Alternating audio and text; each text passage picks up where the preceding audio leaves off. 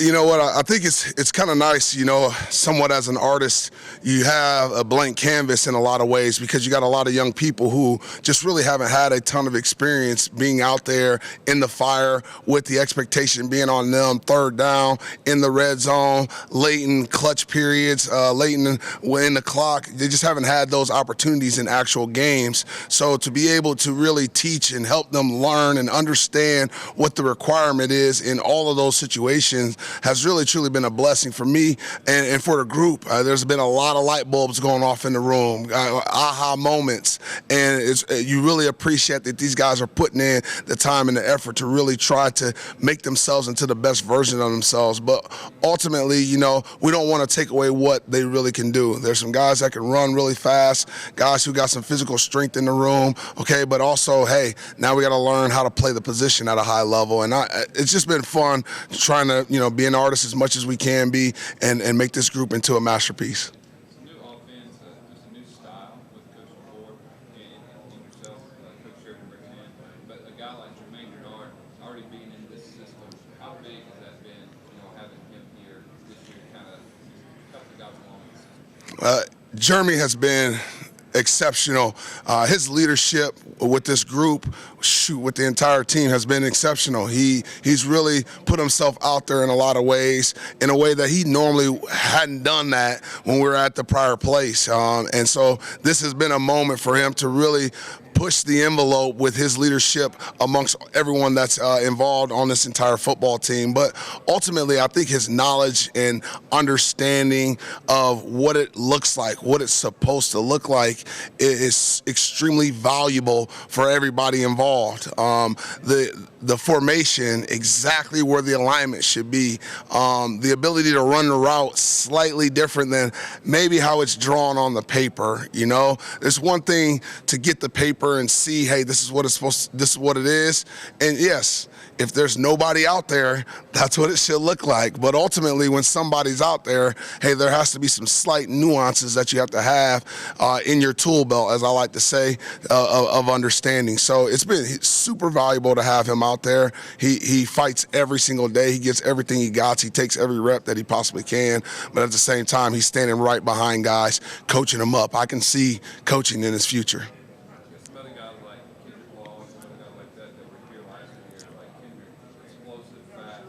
What have you seen from Kendrick? Kendrick has developed himself into being really our enforcer at the position. I take a lot of pride in the group really blocking on the perimeter and being violent in our blocking, but having tremendous technique. We were talking yesterday, all right, we all know who, all right, we all know how, but it's about who wants to block, Coach Gillespie was talking about it a ton, and of course in the receiver room we talking about it a lot.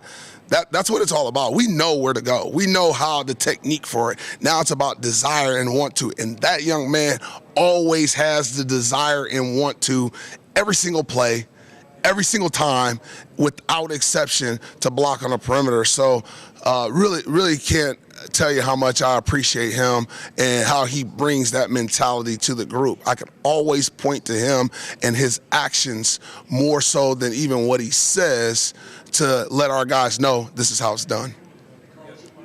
Caleb Odom is physical, we know this, but as a complete receiver, how has he grown camp into game one as a complete receiver? There's no doubt about it. His growth is continuing to grow more and more and more every single day. A lot of it is when you have great size like he does, it's about being able to drop your weight violently and get in and out of breaks more efficiently, and that's harder. I mean, people who haven't been 6'6" don't know and understand that. I've never been 6'6", but I know what it's supposed to look like. It was something that some other receivers that I've had the pleasure of coaching, they had to learn it along the way too. One of the receiver coaches in the NFL coached Megatron, and that was something that he really, and I got a good relationship with him because of a prior guy, but he really pushed that on Megatron a ton to really be able to drop his weight violently. And Odom he has been absorbing the information every single day, and is willing to put in the time every day to make sure that he gets better and better at that. So obviously they're all freshmen. I mean, there's not a freshman on this team that's not a work in progress. So we'll continue to work with them and make him better. Just know there are other things he does at an exceptional level. And, hopefully we can use those things while we're helping him develop the other things that he needs to get better at.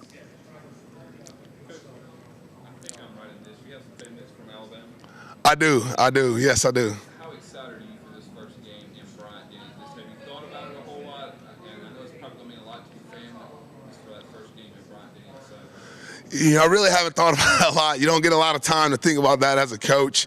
We're in here early in the morning, don't leave till late at night, and we're so focused on just trying to make sure that these young men are prepared and all their dreams, goals, and aspirations, we can help them achieve them. So I'm so much more focused on that than even my family coming in town. Obviously, I'm married and 3 kids too, so I barely get to see those ones. My son had a game last night that I wasn't able to attend, but I got to see some highlights. So again, I can't even attend his games, let alone be worried about who else is coming to the game. I'm worried about making sure that we do the right thing for the University of Alabama's football team, and that's what I'm going to spend most of my time on. You talked about the. I'm sorry, what'd you say? At Western? Western is a great place. I grew up there. But I think the thing I remember the most is that my daughter was born there. Alana was born in Bowling Green. So it was just an unbelievable day to have my daughter, and she's one of the 3 lights of my life. I really should say 4 with my wife, too. So that's probably what I remember most about being in Bowling Green. So, you talk about the value of bringing in a guy with experience like Bernard. You got Goldie Francis on the team. You saw what he did against Texas last year. How just critical is it to have the guy who's produced at that level during customers? I think it's just a plus, honestly. I think it's something that you're just fortunate if that is the case. At the end of the day, I don't know what your name is, care whether we got people coming back here that have experience or not. You want us to go out there and perform at a high level. That is the expectation here at Alabama. So it may be okay to have that, and certainly I appreciate that Kobe knows what this environment's going to look like on Saturday, and he can help some of these young players know, hey guys, this is what you're going to feel. This is how it's going to feel on game day. But at the end of the day, if we put somebody out there, we expect them to perform at the highest level possible to give our football team the chance to win the game. Having some experience coaching at Western Kentucky, now getting to face them, what's it kind of like for you knowing, especially being a smaller school coming down to SEC country, trying to compete with Bama?